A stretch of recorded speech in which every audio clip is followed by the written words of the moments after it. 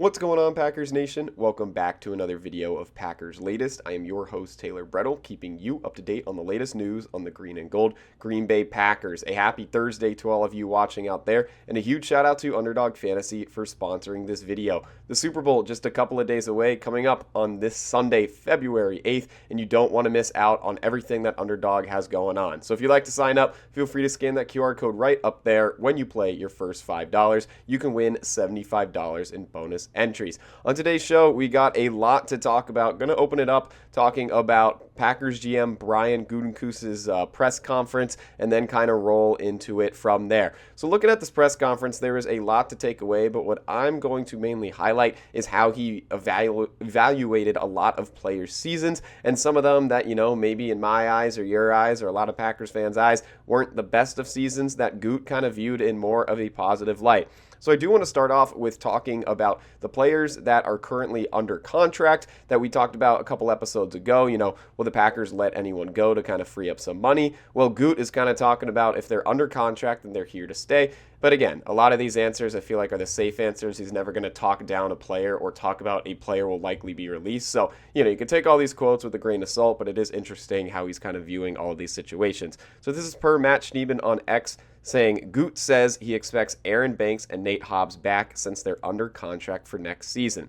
When asked about Rashawn Gary, Goot sticks to the company line of, in quotes, "We expect everyone under contract to be back," end quote. Acknowledges the different levels of production from the first half to the second half of the season. So again, that's something interesting to note. We were kind of talking about, the money. Are the Packers going to, cut some guys, let some guys go? We talked about Elton Jenkins. Could he be a guy to possibly go? Rashawn Gary was a big name on that list, could free up $11 million for the Packers. But per Goot, it kind of seems like since he's under a contract, he wants the Packers to keep him on the roster. But again, like Schneidman said, it's kind of the company line, kind of the safe thing to say. You're not going to be in a press conference saying, "Oh yeah, we're going to let Rashawn Gary go." Like, you're never going to answer it that way. But it is interesting. He seems to be defending any player, if they have a contract, that they should still be with the Packers next season. But again, we'll view how it goes from there. I'm going to turn this over now to the cornerback room, and definitely an interesting part to take away from his press conference, where Goot was kind of defending the cornerback room and its season that it had as a whole. This is per Lily Zhao on X, saying, talking about how Goot spoke on his cornerback room, in quotes, saying, "Do we need wholesale changes there? Question mark. No." End quote. Then she said he liked how Carrington Valentine stepped in with Nate Hobbs being injured, and noted Keyshawn Nixon had a, in quote, "very, very good year. Top 3 in PBUs." End quote. So again, in my opinion, the corner room was fine this season. I talk about this every single episode. It was really thin. You have guys like Keyshawn Nixon playing a cornerback 1 role, which in my opinion, that's not the role he should be playing. Like, I don't think Keyshawn Nixon can be the cornerback 1 of the Packers. That's not trying to be disrespectful to him, but when he's an undrafted guy, he's made his way in the NFL. You have to give him props. He was just in the Pro Bowl games, but with Nixon and kind of how he's performed over the past couple of seasons, he's not really CB1 level, it seems. And if the Packers want to make a deep run in the playoffs, it seems like maybe, you can keep Nixon on the staff for sure, but maybe he's more of a CB2, CB3 kind of a guy. But Goot really defending his cornerback room, saying he liked how Valentine played, and he thought Nixon had a very, very good season.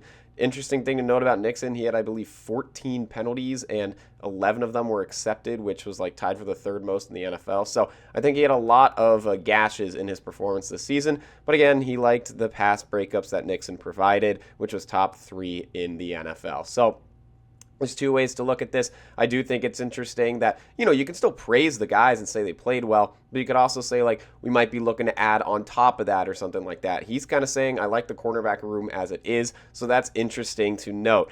I kind of want to move down as well and talk about Rich Bisaccia and how Goot kind of spoke on the special teams unit as a whole. And could this mean that Bisaccia is staying with Green Bay? Based on what I've heard here, it kind of feels like it. So this is per Lily Zhao on X once more. talking about Goot, in quote, saying, "I have a lot of faith in Rich and what we're doing there," end quote. Pretty straightforward, because there's a lot of questions. Would Bisaccia be gone? I mean, special teams costing the Packers in the playoffs again. Brandon McManus leaving 7 points on the board, and special teams costing the Packers earlier in the season as well. There's also another quote here. This is per Eli Berkovitz, I believe I'm pronouncing that right, on X, saying, Goody on the Packers special teams unit in 2025, in quote, saying, "We improved, we gotten a lot better." I don't know how I feel about that. Do you think that they improved? I'm not really sure. I feel like it was another year where it's special teams costing them in the end. You look at, we talk about McManus, we talk about the kicking. We can go to the return unit. The Packers, 5.6 yards per punt return, which was last in the NFL. So there's multiple factors of the special teams department not being great as a whole. So, again, Goot's not going to talk down on a guy. He's not going to say, yeah, Bisaccia, he wasn't the guy, we're going to let him go. But I feel like you can admit that things weren't great, but you can say, hey, we want to stick with him because we know what he can bring. Like, he kind of just seemed like he viewed this as a good year for special teams, when statistically and what you just saw on the field in general, it was not a good year. So definitely interesting to see how that goes from there. But feel free to leave in the comments down below. Do you think Bisaccia should still be with the Packers? I kind of feel like it's time to move on, find someone else. At the time when he got hired, I thought it was the perfect hire coming over from the Raiders, but it just hasn't worked out. Packers special teams costing them late in the season, especially in the playoffs once again.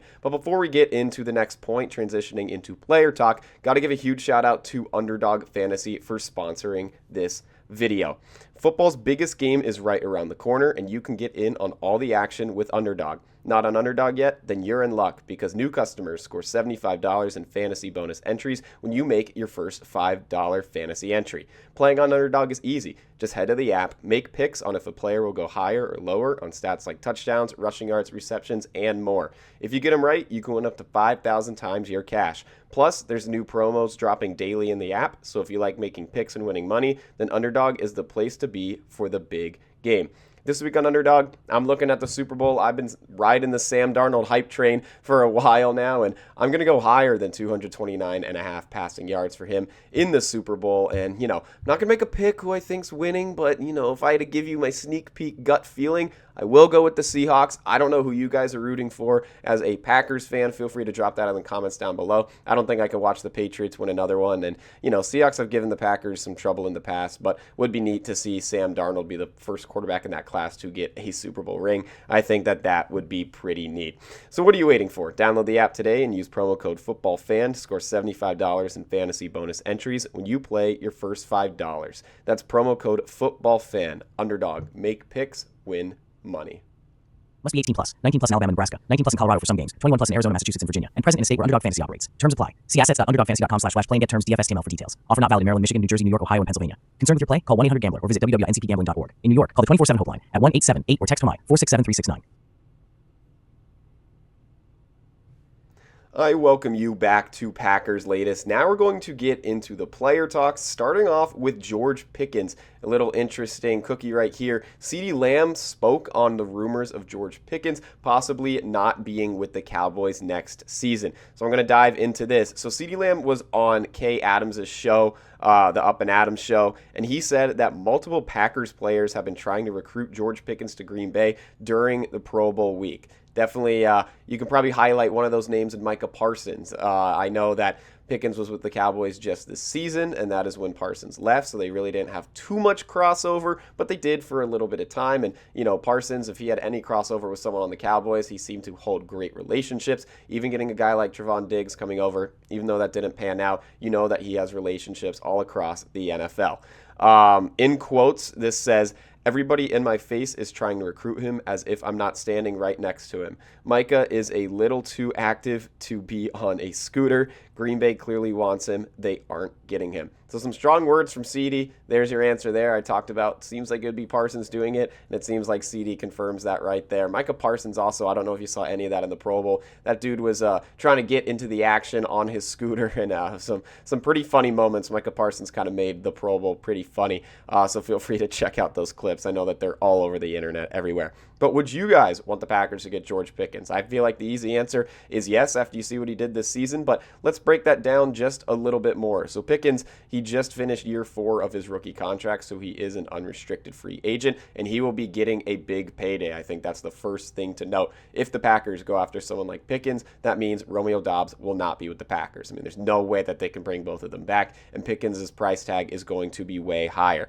You look at the stats this season, Pickens had 93 receptions, which was 8th in the NFL, 1,429 yards, which was third in the NFL, and 9 touchdowns, which was tied for 8th in the NFL. So a very strong season for George Pickens, who played his first 3 seasons with the Pittsburgh Steelers before heading over to the Dallas Cowboys. We saw Pickens against the Packers in that, I believe it was week 4 game, whereas that 40-40 tie against Dallas. Pickens, man, what a game he had there, and that's kind of what he did all season long. With that strong season, Pickens did make his first Pro Bowl, and he is only 25 years old. So lots of positives here with George Pickens. But with positives comes negative. A big thing, he does have some locker room issues. I mean, this was like a big deal in Pittsburgh as well. He is sometimes can be a little bit of a headache. I don't know the right term I can use towards it, but I think locker room issues kind of puts it in a good way, if you guys understand what I'm saying. Do the Packers want to maybe mess with that? Who knows? DK Metcalf was a rumor to come over to Green Bay. Packers did not end up signing him, but he also had those similar rumors of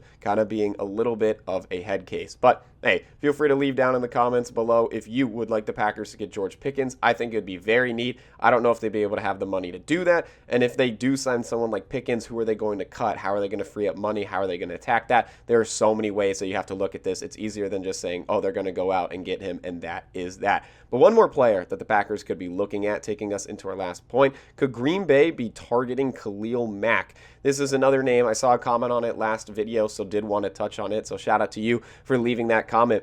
Khalil Mack, this was a rumor for the Packers all the way back in 2018 when Khalil Mack ended up going to the Chicago Bears. The Packers have always been in talks for Khalil Mack and have never made it happen. Khalil Mack is now way older. He just coming off a season with the Los Angeles Chargers. But hey, he's still pretty good despite being rather on the older side.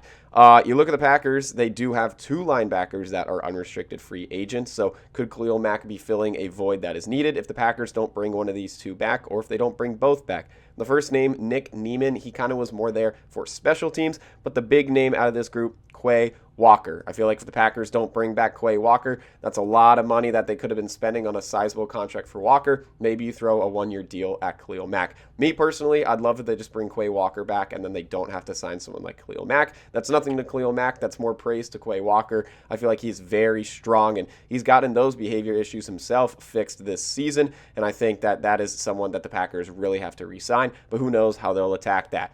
You look at Mack, like I said, he's now an unrestricted free agent. And you look this season, he played 12 games in the regular season. He totaled 32 tackles and 19 of them solo. He had 5.5 sacks and 4 forced fumbles, which were tied for the second most in the NFL. So again, even though he's on the older side, he kind of still has it all going on. So would you like the Packers to sign Khalil Mack? I think he could be a little pricey for a 1-year contract. I think I'd rather sign Quay Walker to a multi-year contract. So I don't know if I'd really like the Packers to get him. That's nothing to his skill set or his talent. It's just how they got to kind of evaluate this defense as a whole. But hey, then if they cut someone like Rashawn Gary or, Elton Jenkins and free up more money, maybe they can get someone like Khalil Mack. Who knows how that's all going to work out? And even backtracking to George Pickens, you got to view, could they be attacking him there if they don't bring a name like Romeo Doubs back? But that's all I got for this episode of Packers Latest. I appreciate you guys tuning in as always. Feel free to leave in the comments down below. Would you like the Packers to take on George Pickens? Would you like them to take on Khalil Mack? Is there a name I didn't mention that you'd like them to take a look at? Feel free to leave that in the comments down below. I'll make sure to read them. But as always, go Pack, go.